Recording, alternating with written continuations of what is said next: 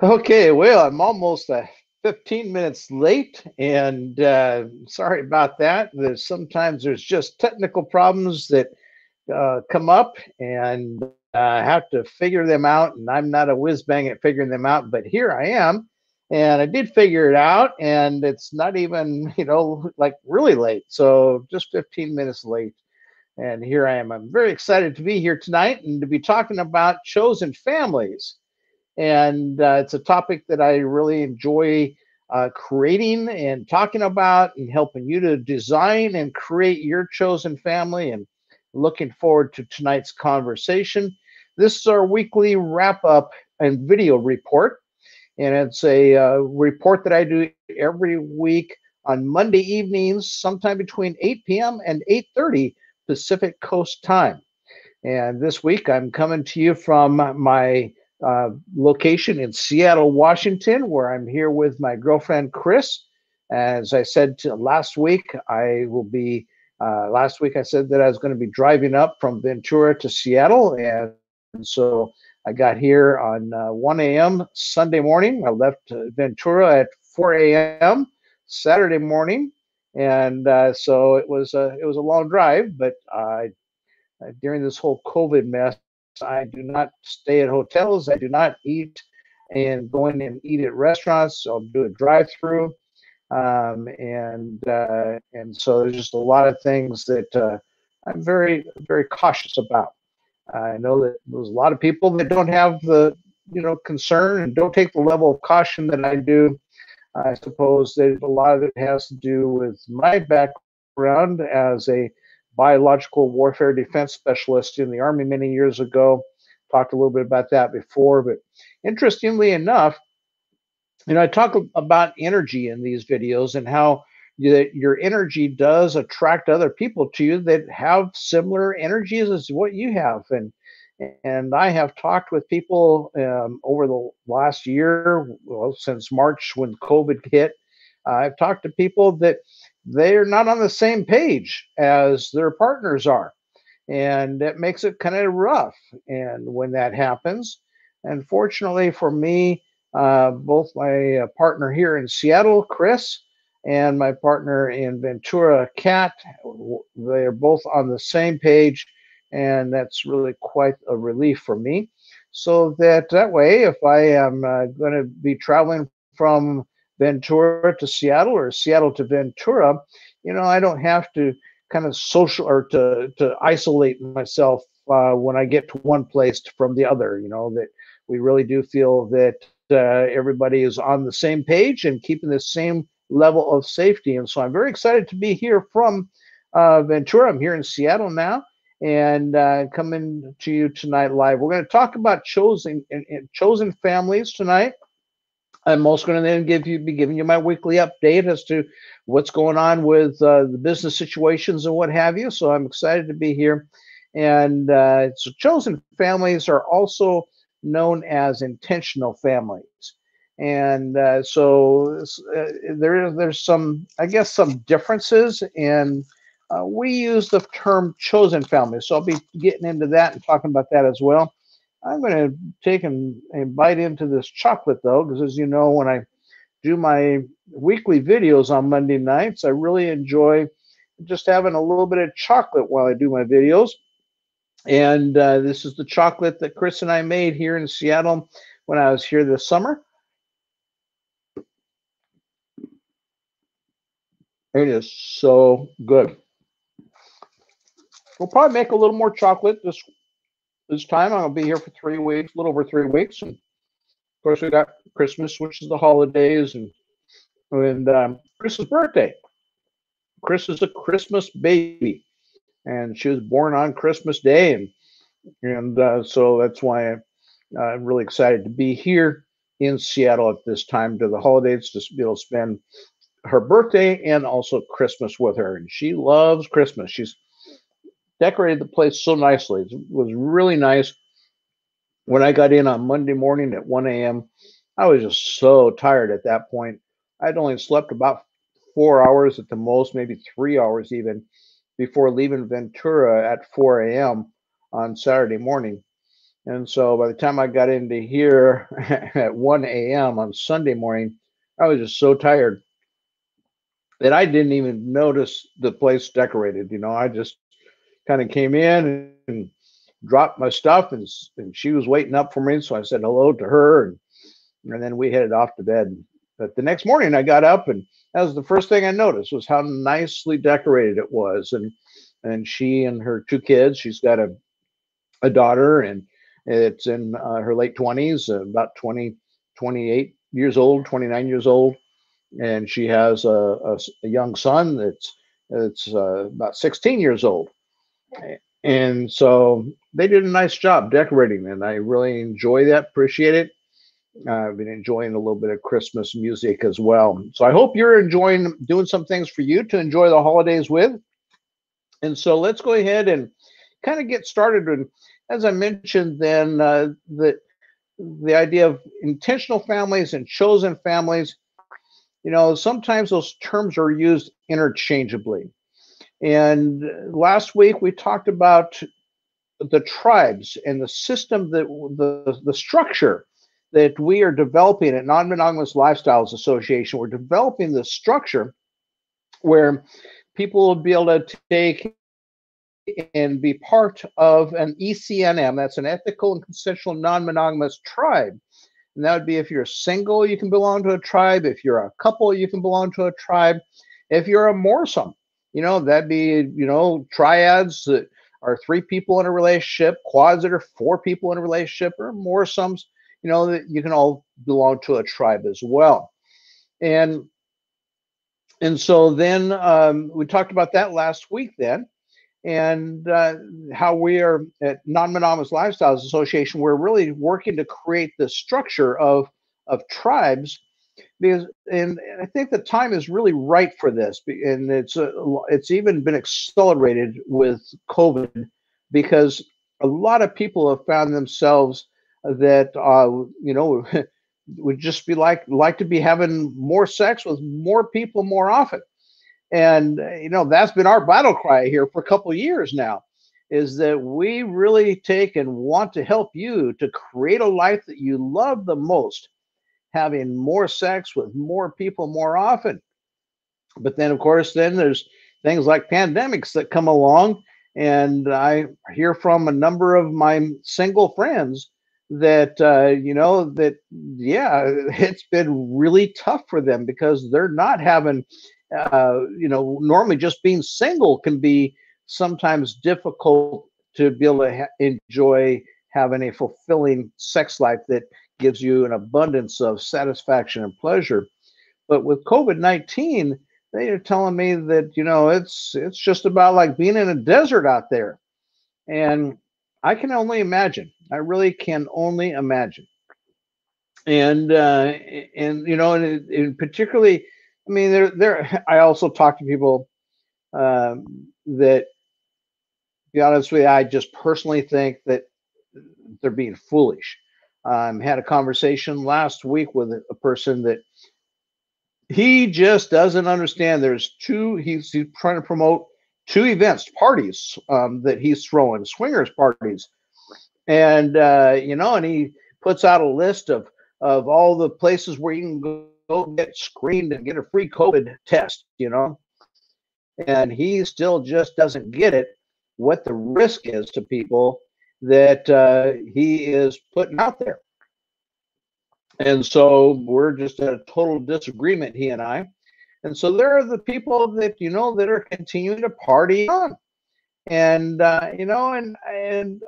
I'll respect them if they are doing it for some reason where they can really explain to me why they're doing it, and not the fact that they're just thinking with the wrong head. And I think most of the time people are just thinking with the wrong head. But in this case, the guy just ended up cutting me off, would not get into the conversation with me at all. Wouldn't explain to me, answer questions about how he feels it can even be a safe thing to be able to promote and do what he's doing. And but anyway, those things go on. And so there are single people out there that are the same way. That they're still out there casually running around, and there's enough of them out there that they're hooking up with people. They're finding people to hook up with. And fortunately, though, there's a good portion of the population that is not that casual and that is taking this whole COVID-19 thing seriously.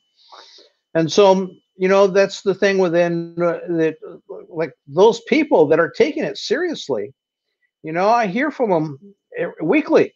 They email me, I hear them, they text me, they phone me, and I hear from them weekly, and they're having a really tough times. The single people, just simply are not having sex with other people. The couples are not having sex with other people. And so it's going to damper this whole COVID thing, but it's not going to be forever. And that's what I've been talking about here for, a number of weeks now, about creating a life that you love the most and using this time to really prepare and to then end up designing. Don't just create a life randomly or anything will do, but really, what is it that you want? And so that brings me back to this idea of, what's the difference between a chosen family and an intentional family? And when I first became non-monogamous myself, then I learned about intentional families because predominantly I was involved in the poly lifestyle, and the poly lifestyle is different from the swinging lifestyle. And the swinging lifestyle is where people have sex randomly with multiple people, but it's just sex, and it's all about the recreation of the sex. It's not about the emotional relationships that you get involved with or anything like that. It's just about the recreational fun of having sex.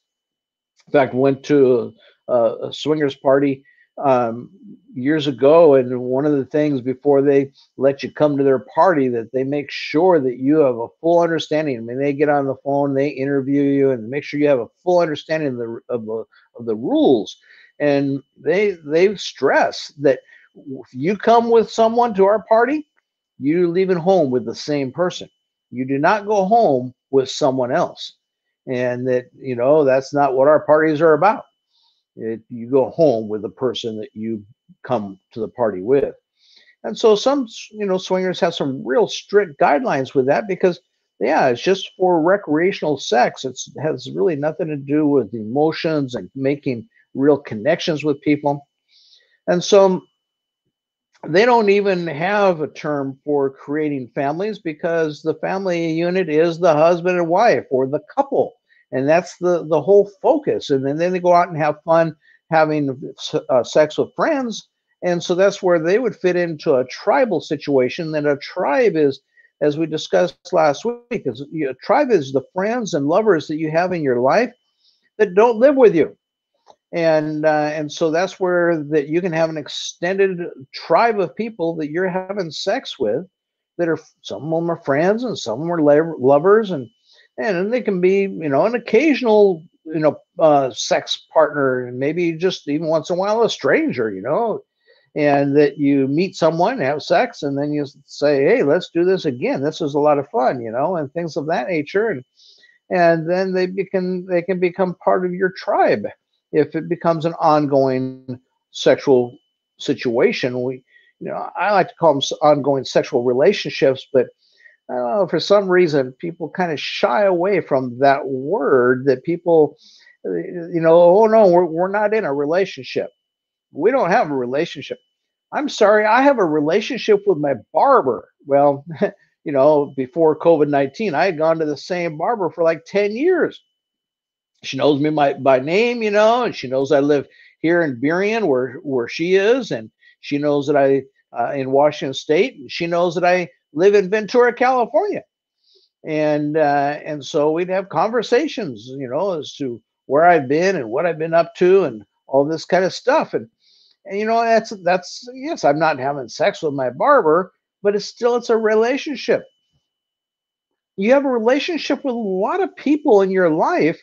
And it just means that you have some kind of a connection with that person. And so if you're having sex on more than one time basis, on an ongoing basis, any way I look at it and study it, it's a relationship. Doesn't mean that you have to be in love with the person and falling head over heels in love or anything like that. But you have a relationship. Friendships are relationships. And so, and that's where then the people who are swingers, they oftentimes don't like to really think in terms of relationships, but yet I've gone to a number of events over the years. I mean, 13 years of being non-monogamous and living this non-monogamous life. And I've gone to a number of events where I've had lots of conversations. And of course, online, I've had even more conversations and in groups and what have you with people that are swingers. But then, they just meet it'll be a couple usually. And the couple just comes along and meets the right person and ends up creating a relationship with that person. I remember a couple here in Seattle that I've known for quite a few years that the husband, it was a married couple, been married for a long time, and the husband actually then created this relationship with his wife's boyfriend. And they just had a wonderful relationship, and the relationship went on for like 4 years. And then the wife and the boyfriend broke up, and when they broke up, then the husband really was at a loss. It was like he felt like he had lost one of his closest friends. And so we have these relationships that go on, and so people that are swingers, they just really don't have a term for it other than just that yeah, we're just having fun, having recreational sex with our friends. People who are polyamorous, they oftentimes will use the term intentional families. And intentional families then is and people that are polyamorous, they their concept, their idea of having an intentional family is to have a family that is held together by the love between the people in the family. And that's the whole idea of polyamory, is that you have emotionally strong connections that you have with one another. And those emotionally strong connections then, of course, lead to sexual connections. But you have emotionally strong connections. And so, for instance, then another friend of mine here in Seattle, that she and her husband been married for quite a number of years, and after a number of years, she met a guy through Craigslist actually years ago, and she met a guy and began dating him, and then after about a year of dating him, they had extra space in their home, and they had a couple kids, and the kids loved the guy, and he got along, just played with the kids really well, and loved the kids, and so it was like she talked to her husband. What would you think about him moving into this extra room in our home? And he says, well, that sounds like something we could give it a try. And there was a lot more conversation between everybody before that actually happened, but then when they did that, then he moved into the home. And sure enough, the kids just loved to having him there in the home. And sometimes mom then would go ahead and stay in his bedroom with him overnight, and they'd have sex down there in his bedroom. And then other times, mom would go ahead and stay with the husband.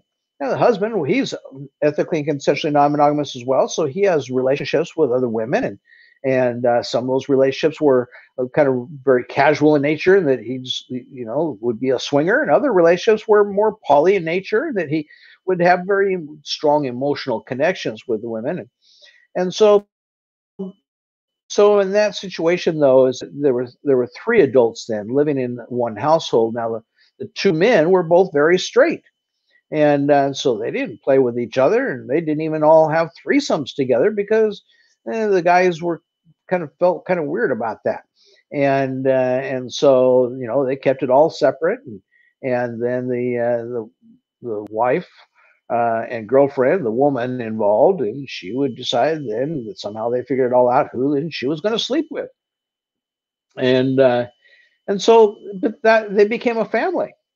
And the kids knew that it was a family. In fact, when grandma visited, that always became a concern. What are the kids going to tell grandma? Because as far as the grandma knows that we just renting the room to our friend, and he just stays then with us, but he's just renting the room. And there's always concern that the kids are going to spill the beans of grandma. And eventually the beans got spilled. And grandma, the concern was is that she lived in another state, so she wasn't like visiting every week or anything. But the concern was that this grandma was highly religious, and they were always really concerned about that. It all worked out. It took a little bit of some feathers were ruffled, but it all worked out. It wasn't nearly the fears and concerns that they had. And that's how often it is. Not always, yes, sometimes that all the fears and concerns that people have about their relatives finding out, well, sometimes it's true, but that's less than 10% of the time. I mean, I've been in 13 years, I've been very involved with the non-monogamous community. I've led lots of discussion groups, and I've been very involved with the community, and there's always the fear, and I help people not to live by their fears, to be authentic. And so this whole idea then of having then chosen families is something when our nonprofit organization, Non-Monogamous Lifestyles Association, the nonprofit I'm a co-founder of, when we started working on this, particularly as I listen to people that are suffering sexually because of COVID, and so I just thought, it's time to go ahead, because I've been thinking about this stuff for a number of years on a steady basis. But this goes back to me. I mean, Chris and I here in Seattle, we've been in a relationship for 11 years now. And when she and I first got in a relationship, I talked to her about an intentional family. And that was just something that was a desire of mine. It was not a desire of hers. And at the time, my late wife was still alive, and I was still married. And it wasn't a strong desire of hers either, but it was something that we kept tossing the idea around. And so that's just then something that it's been on my radar for a long time. And that, if you have a really wonderful situation, whether it be, like really long term, like I've been with Chris for 11 years and been with Kat for 6 years. And so whether it's something that's really long term, or whether it's something that is just let's give this a try for a couple months and see how it goes. And I know there's a real hugely popular sex therapist that does a lot of YouTube videos, and she has a comment that her husband, she agrees with her husband on, and he says, well, let's just keep seeing how it goes. And the idea of a lifetime committed relationship is just not something that they feel is a healthy thing to bite off on, because so many committed lifetime relationships, then that commitment stays and you're stuck, and well, you made a commitment, and the relationship doesn't bring the best of you out at all.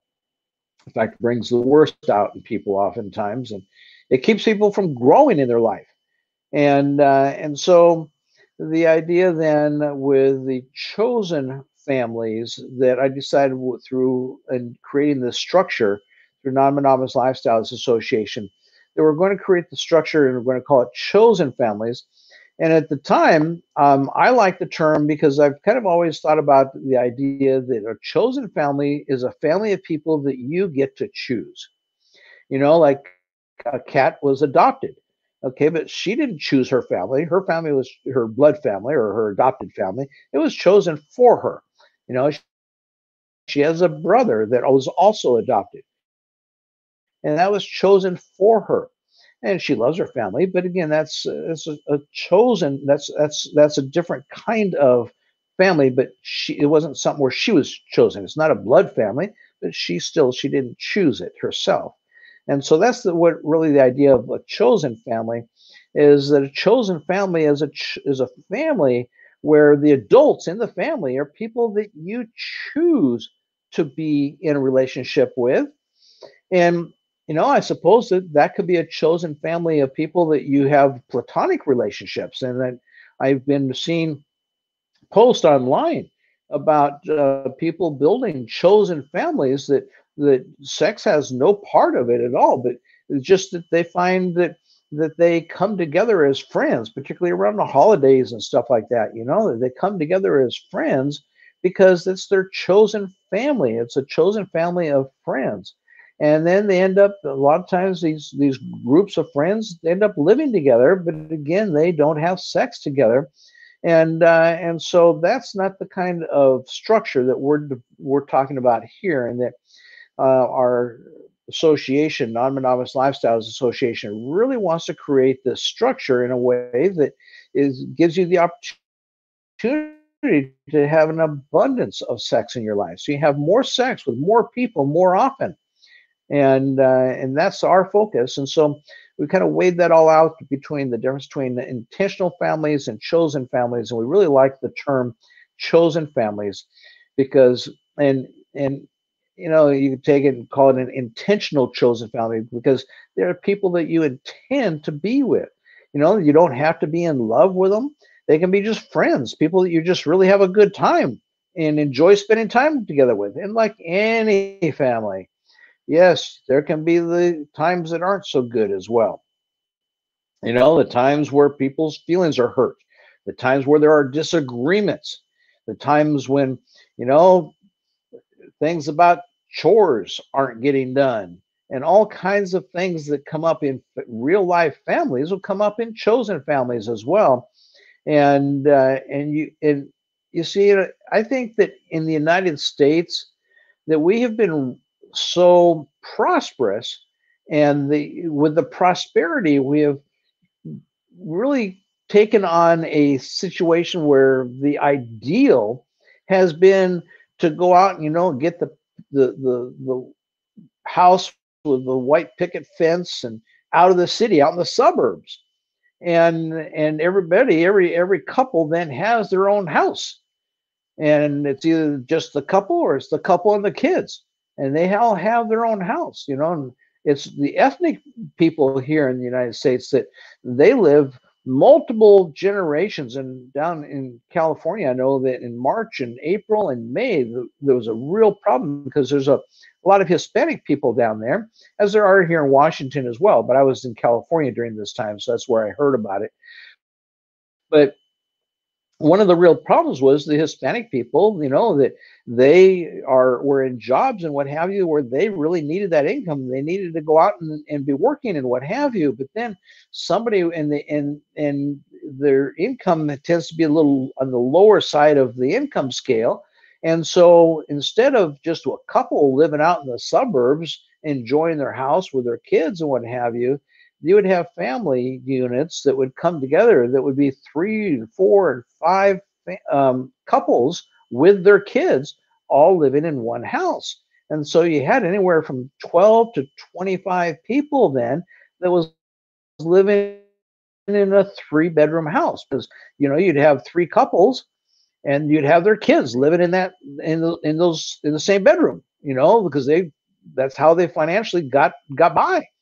And and so what happens in a situation like that, you got 3 couples, and that's like 6 adults, and then you've got maybe like between the 6 adults you've got maybe a dozen children, and 8 to 12 children, and then you've got 15 to 20 people in a household that are all potentially getting exposed to the coronavirus. And so all it takes is for one of those people to then come home and be in the house where everybody else is. And before long, everybody in the house has come down with the coronavirus. And that was a real problem back last March, April, and May. And many of those kinds of family situations then learned a lot from that and started taking a lot heavier protection from that. But and so with most of us that have been in this country for a couple generations, we're kind of spoiled. We're affluent, and we have our own places, whether it be a house or an apartment, but we got our own places, and it's just the couple then with the couple themselves or the couple and their kids, but they have their own place. And I think that I've been saying to people that know me for, I'm going to guess, 10 years now, that we have become a people that have lost our skills of being able to live and get along with other people, because we all want it our way. And we have a hard time getting along with other people, and people aren't learning how to communicate with people. Instead, they just get mad, and it's not a good situation. And I've, again, been talking about this for 10 years or more, that I think that the idea of multiple families and being able to live together, to share resources and what have you, and I think that it's a healthy place for us to all be, because we're able to develop our interpersonal growth a lot more. And then of course we get to share resources. That's everything from childcare resources to resources like in camping equipment. I mean, I have with Chris a set of camping equipment here in Seattle. I have with Kat in California a set of camping equipment. And we go camping. I mean, Chris and I have been camping in the last 5 years, I think, one time. And a couple times she's over there telling me. Same thing with Kat. In the last 5 years, we've been camping a couple times. And, how much better it would be to be able to have that camping equipment that's a shared resource, say between 10 or 15 different families, where, that you can have a lot nicer equipment and share it more on a co-op basis. Or imagine being able to have a neighborhood, like, say if you live in a house, and like I had a house for many years here in Seattle, but like there'd be one house in the neighborhood that had all the camping equipment. Another house in the neighborhood had all the skiing equipment. Another house in the neighborhood had, all of the backpacking equipment. And, that way you'd have places to keep everything, but then you'd be sharing the resources. And I think that that's just, to me, some people are into owning their stuff, and the only kind of stuff that I'm into owning is the stuff that is internal inside, that goes on inside of me, like, for instance, if I'm, having jealousy, I've got to own that. I can't make it a part of a problem for my partners. Now, I haven't experienced jealousy in quite some time, but like right now with Kat in the situation in California, where for the last 2 months we've been living then and combining.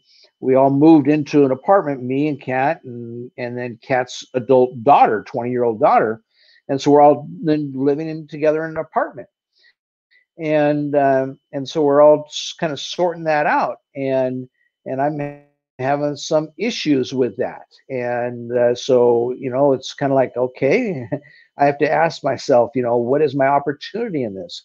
With Chris here in Seattle, I've had issues with her son as well, and I just really have to decide whether this is something that doesn't work for me to the point where I'm just going to not make the relationship work and I'm going to end the relationship, or I've got to figure it out to where I'd say, okay, I cannot, obviously I'm not making an impact at helping that other person, the child, the kid, make changes that are going to make it work for me.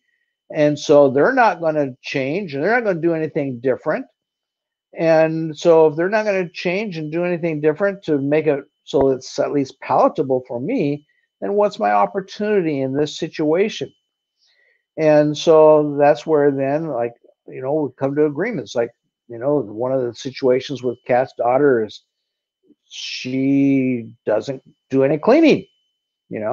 She's in 2 months. She helped with dishes, I think, twice now, and that's it in 2 months.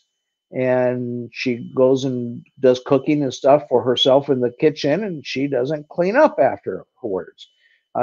Same thing with leaving stuff all around the apartment. She doesn't pick up. She doesn't clean.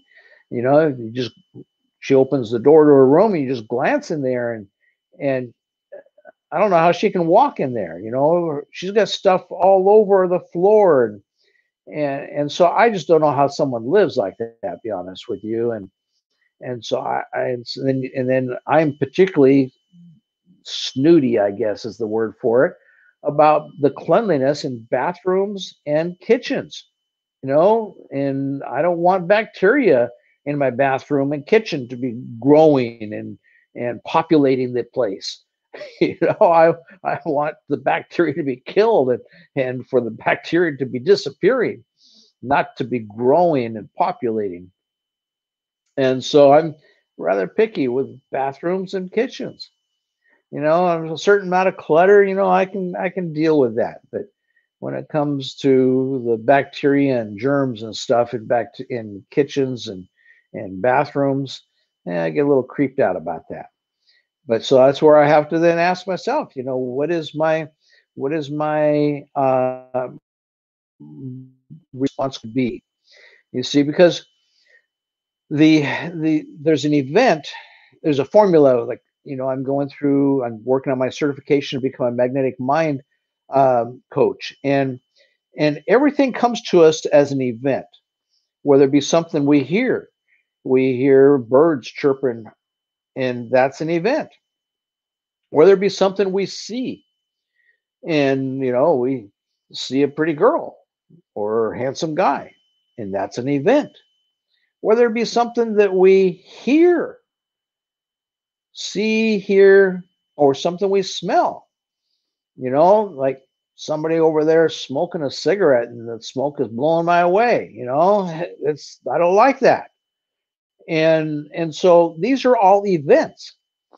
And something we feel and touch is an event. Something we taste, this chocolate here, when I take a bite, now that's an event. And so these events, they all come into our brain. And imagine your brain is a series of filing cabinets. Those filing cabinets have a lot of files in them that these events have to be filtered through. Some of those files you put in there. Some of those files other people put in there. Some of those files you were born with, and they were encoded into your DNA. But so all these events then, they make it their way through your filters, all these files that are in your brain. And then once they make it through all the filters then interpret the event. Is this a good event or is this a bad event? When I taste this chocolate, then it goes through my filters, and I say, wow, that is really good chocolate. Now, I have made chocolate myself that as I tasted it, man, I really screwed up on that. And same thing then with any event that comes into us, we have filters.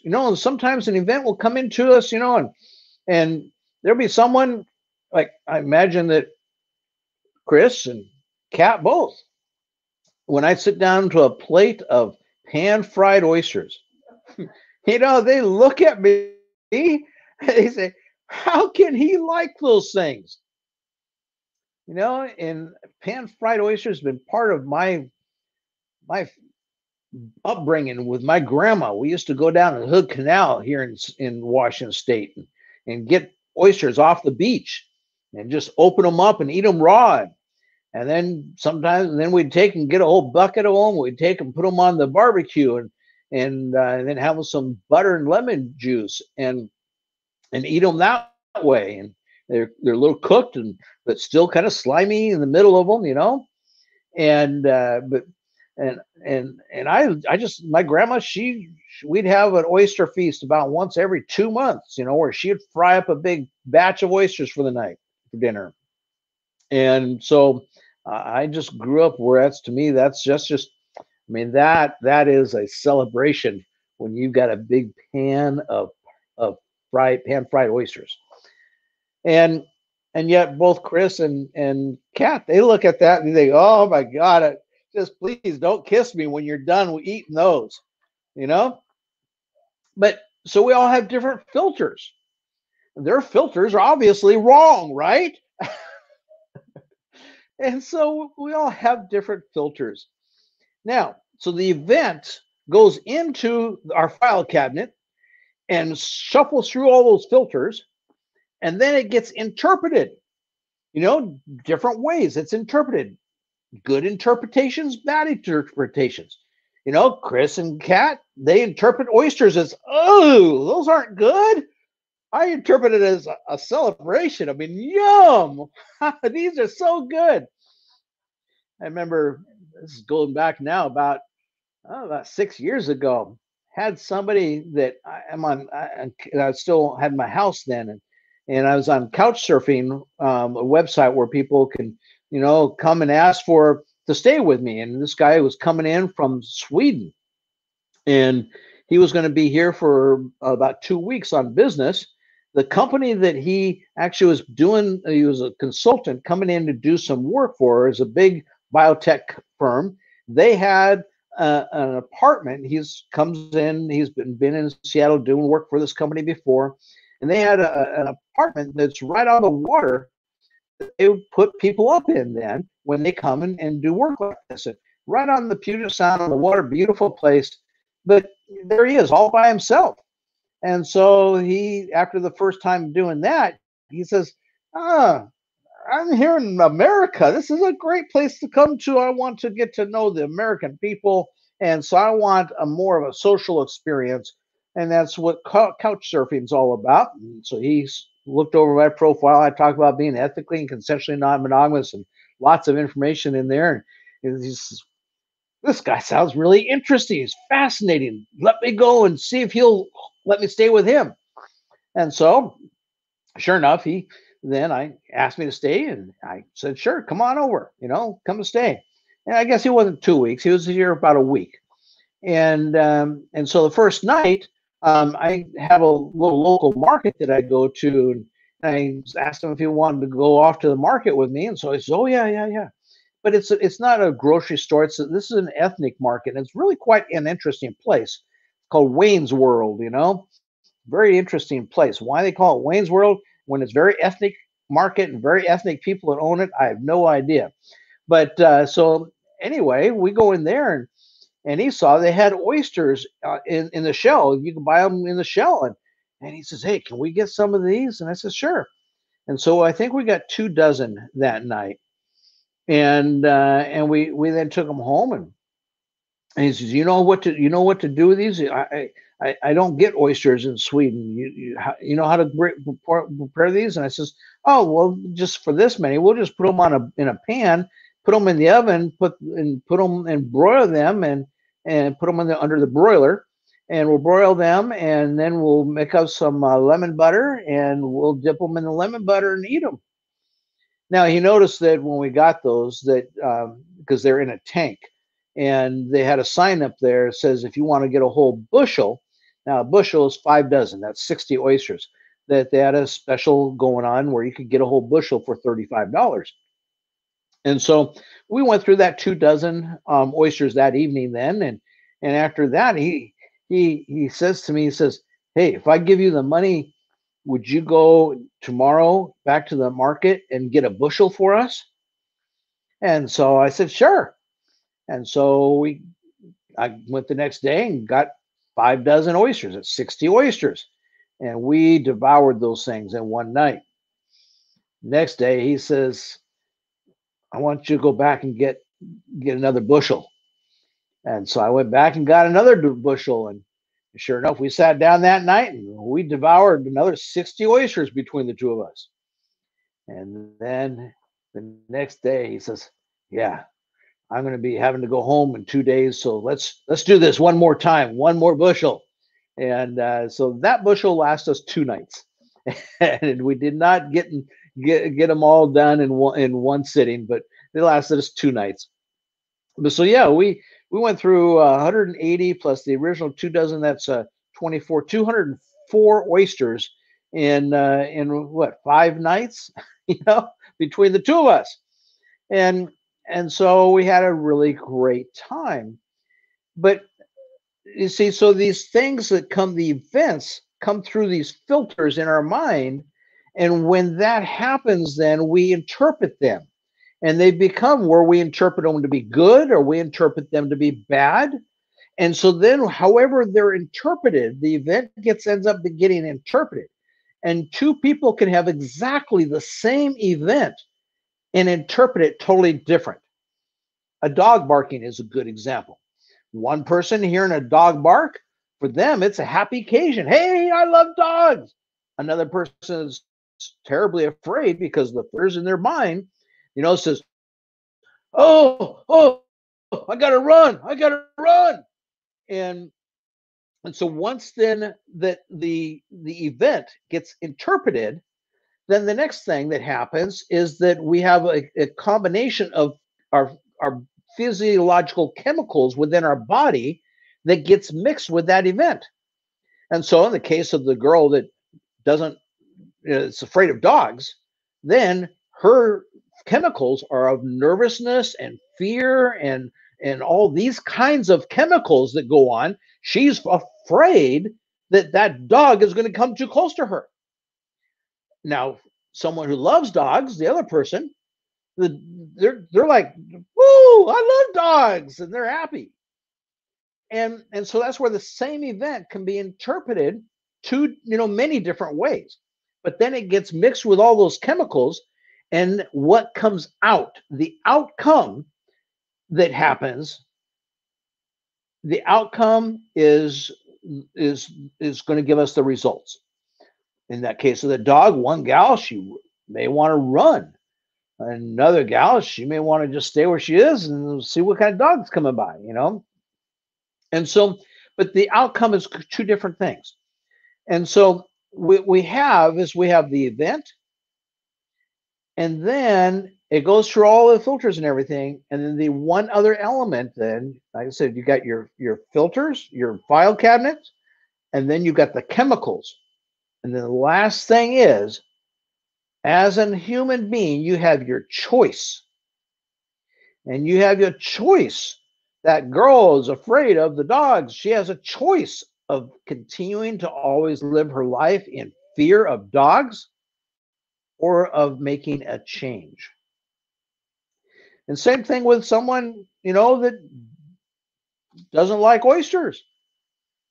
Yes, there's some things about taste and all these kinds of things, but we have these choices, and we have a process now called the rapid recode, which can also go into the mind of someone who maybe has been just experienced a lot of sexual hangups and jealousies and possessiveness and things of this nature, that we have this process called the rapid recode that we can go in and actually help the brain to rewire itself.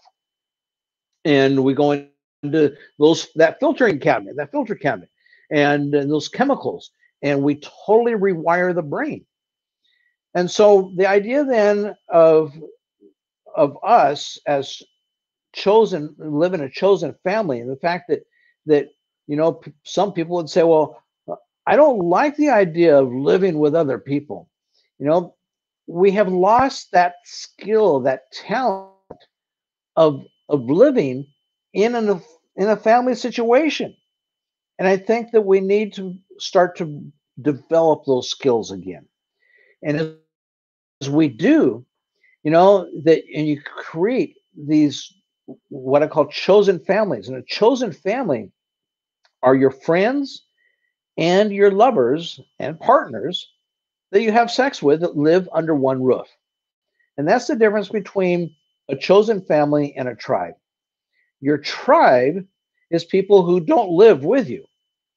Your chosen family are the people who live with you.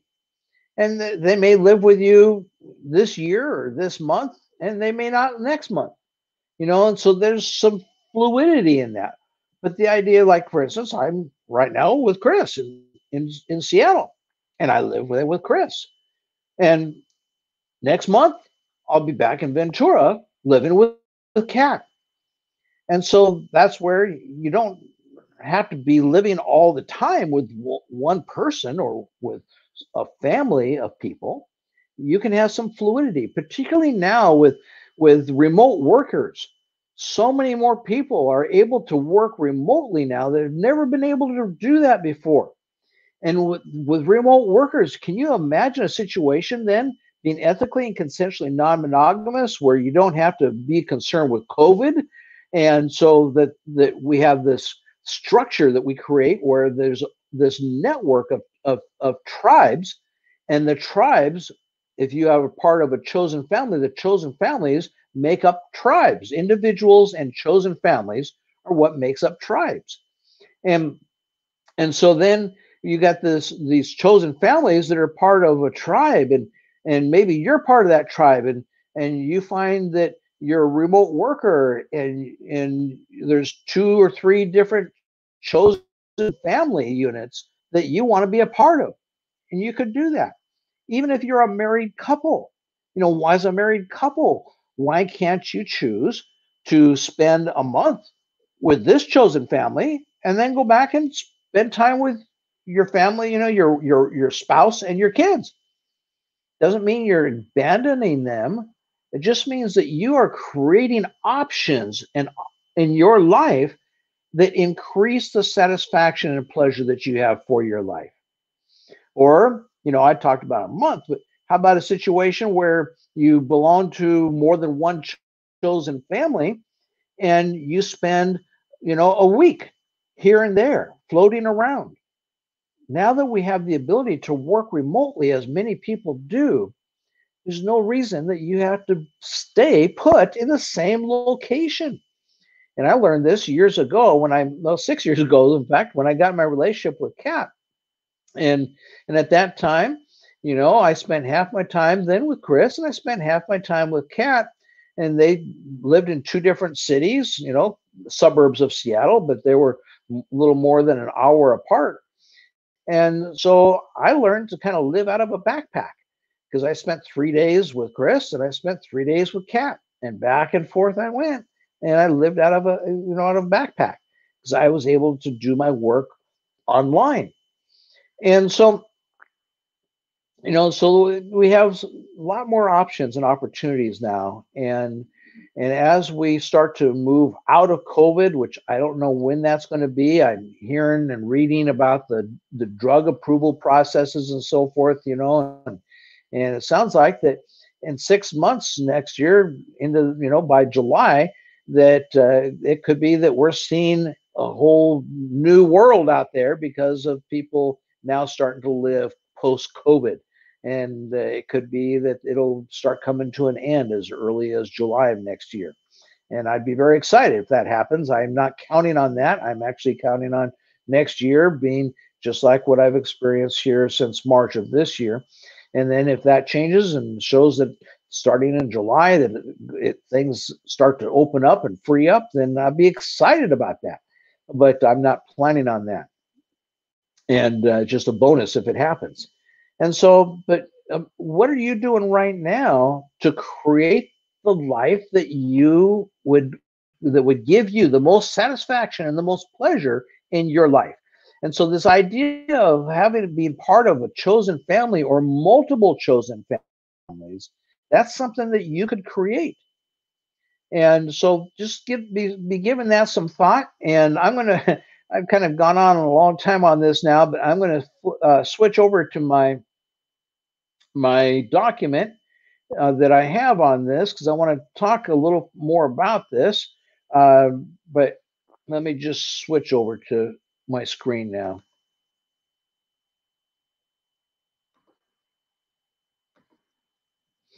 Okay, so as we mentioned in the beginning, my video report card here. So where every Monday night, come here to give you this report card, and that is because I want to help you to transition and thrive in an ethically, consensually non-monogamous life that you create and love the most.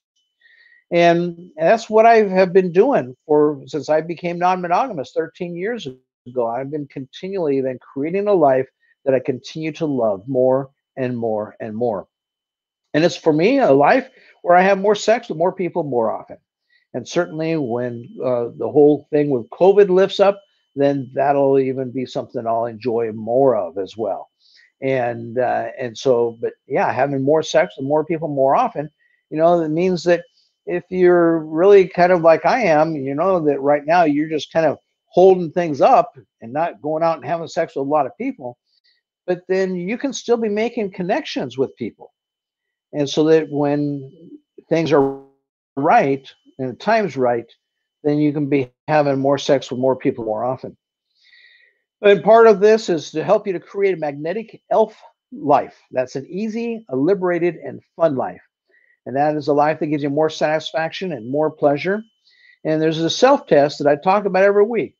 That is to ask yourself this event right now, this moment, is it increasing my satisfaction and pleasure, or is it taken away from my satisfaction and pleasure?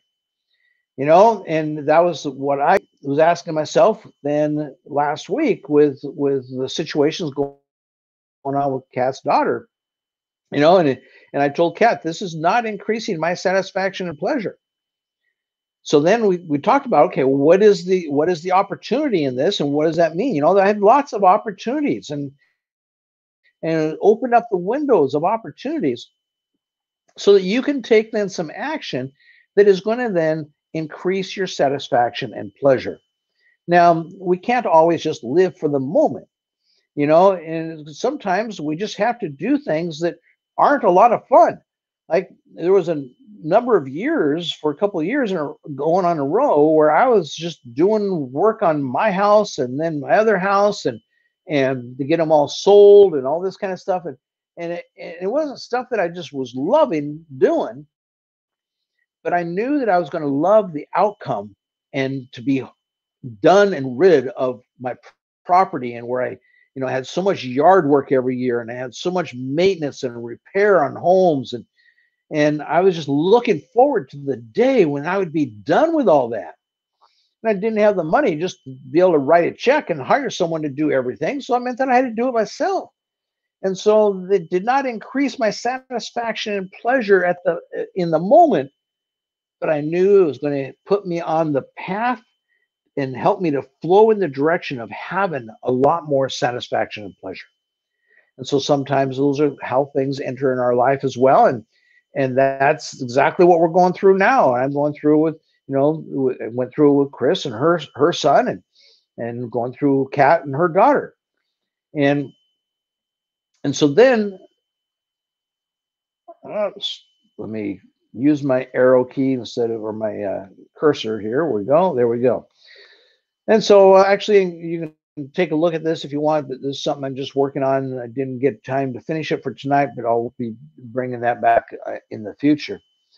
But so, as mentioned, this topic for this week is the chosen families. And then I like to have a homework assignment that we bring every week.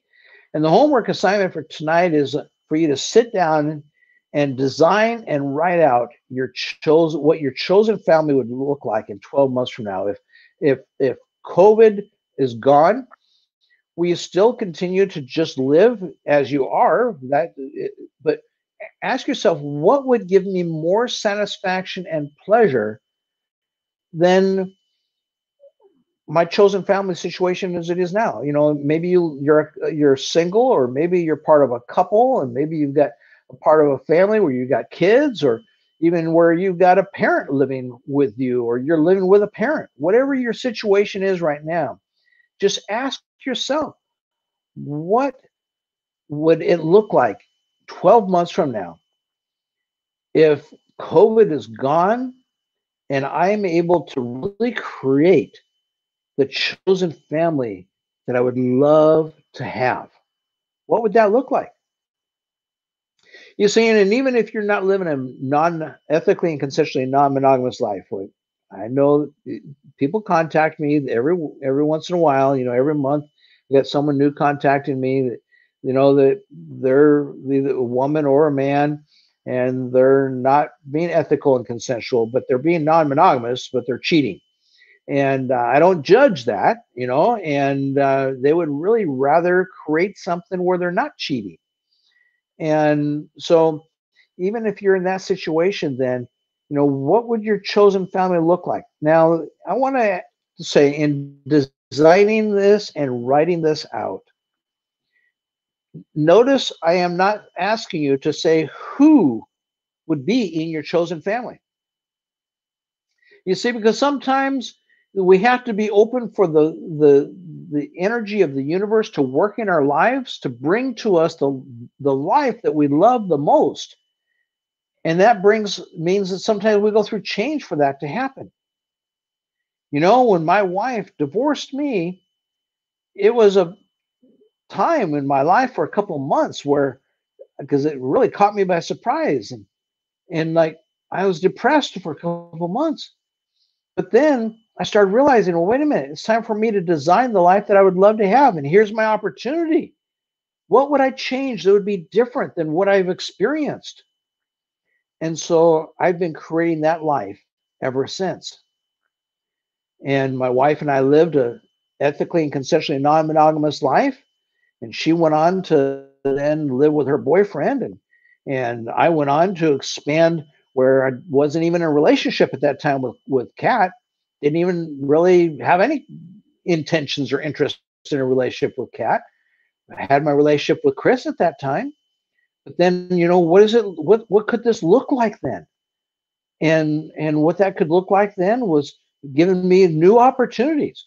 And so take some time to really think about this, not who, because I didn't know who would walk into my life, but what would that look like if the person that would really bring more satisfaction and pleasure into my life or into your life were to come along, or the multiple people were to come along 12 months from now. I mean, certainly if you're not living if you're living a monogamous life, so you haven't opened up your relationship, you haven't gotten divorced yet or any of that kind of stuff, you know, and you can't then expect that in the next 12 months that you're going to be living with, if you're a guy or a bisexual woman, you can't expect to be living with a harem. And if you're a woman that is straight, you can't be expecting to go from monogamy to where then you're just living with this lovely, lovely, delightful situation where you got these hunks and housemates that they're there to do all the maintenance and all the work. They do the cooking and all these kinds of things. No, you can't. Be reasonable. What do you think you can really do in 12 months? But if you don't start to design and think about what your ideal would be like in 12 months from now, you will not have it. You've got to actually create that. It's not going to be something that just suddenly falls in your lap. And so that's why the homework assignment this week is to design and write out your chosen family, what it will look like in 12 months from now. If you could have the chosen family of your desires, that's reasonable. Then you go, like for me, I talk about having more sex with more people more often. So then you go from saying, okay, well, what's reasonable for me in the next 12 months would be this, but that's not my ultimate. Like with me, my income, what's reasonable for me is to be making, I think very reasonable for me to be making $20,000 a month in the next 12 months. And, but my bigger goal is I want to make $200,000 a month. I know I haven't mentioned that to you guys here. I've got a plan, and I want to create a record business, a record company, or a music company, not a record company, but a music company. And I feel that I can make a huge impact in our culture, in creating a major record and music label for non-monogamy, ethical and consensual non-monogamy. And I don't know nothing about the music business. That means that I'm going to be basically creating as what a true CEO of a company does. A true CEO doesn't know how to do all the jobs. They just have the leadership and the vision. I remember a number of years ago, a cruise line, that a guy came in because the cruise line was struggling and had been failing, in fact. And I was in the travel business, and I would not book anybody unless they insisted that I book them on that cruise line. I would not book anybody on that cruise line. And then this guy named Sheehan came along, and they put him in. In fact, the cruise line got to where it was just worthless and almost worthless. And so they sold the company, the people who owned it, which was a hedge fund. They sold it to some wealthy family, and the wealthy family poured a whole bunch of money in it, bought new ships, had new ships built, and had a new guy come into the company. And I saw him. I said, he doesn't have any business. He's never been in the travel business. But see, he was a leader, and he knew what it took to make a company work and to put together the teams of leaders and managers that would make that company work. And I was amazed what that man did in 12 months' time in turning that company around. In a period of 3 years, it became from the bottom of any cruise line that I would ever recommend to becoming the #1 cruise line for me to recommend. And he has left the company since then, but there's another guy running the company as CEO right now that I really think very highly of as well. And still my #1 line recommendation for a cruise line for adults is Norwegian Cruise Lines. And so, the idea here of creating a music company, I just provide the leadership and I provide the vision. And then I go out and I hire the people that know what to do in the music company, in the music business. But then that's going to take me a commitment. And I figure it's going to take me 5 years of minimum of $200,000 a month that I've got to take out of my pocket and feed to that company in order to make the kind of impact that I want to make in the culture that we live in, so that ethically and consensual non-monogamy can thrive and be like just the greatest and best thing. And so, yeah, it's going to take me 200 grand a month to do that. And that's why I got a big vision. And so, I want more. And so, like with my income, I want more. $5,000 a month is what I'm working on right now to create an online income of $5,000 a month. And I want to move that to $20,000 a month, which I think is very reasonable that I'll do that probably within 6 months after the first year, in fact. And then move from $20,000 a month. I'm going to be moving as quick as I can to get to that $200,000 a month figure, so I can build that music label in a couple of years down the road. And so same thing with your family then. In designing a chosen family, then you're going to start out with what's reasonable that you can do in the next 12 months. And so figure that out. And then you go from there, you can have more after 12 months, And so, but right now, just be really thinking about what could your chosen family look like 12 months from now. Sit down, design it, and write it out. And that's your homework assignment this week. And so I'm going to stop sharing this page because I'm going to flip over to where I'm going to give my report.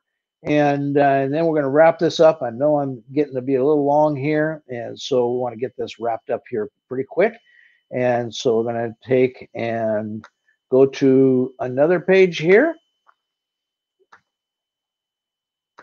There we go. Okay. So for last week, I just want to give you the report. I started giving personal goals for the week and business goals. My personal goal is to empty the car and drive to Seattle, and I don't remember what my third goal was, but I passed. Obviously, I'm here, and I got my car emptied, and so I passed on that. For the week, last week, the bookkeeping completed. Fail. And so that's going to be reset for this week. Although, to be honest with you, it's got to be done by the end of this month. And but there's so much going on right now. I've got so much going on. I'm going to work hard on it this week, but I won't be able to get it completed this week. But I'll get a lot of bookkeeping done this week. So I guess I should say just get a lot of bookkeeping done, not necessarily get it completed. Same thing for my magnetic mind certification. I've got a lot to do with that yet to finish up. I give myself a failure on that, so did not complete it, but we're going to go ahead and instead of saying completed, just bookkeeping and working a lot on bookkeeping. Would like to work about at least a minimum of 15 hours, probably more like 20 hours towards getting bookkeeping done this week. Magnetic mind, we're not going to get that completed this week, but I'd like to at least get another 20 hours of work done towards my certification this week. And then affiliate video finish. That was a goal from last week. And as I told you last week, I was having a problem getting the thing off my phone. And I finally got it off my phone. And so that's a good thing. And that was just a couple of days ago. I got it off my phone. I got it on my computer.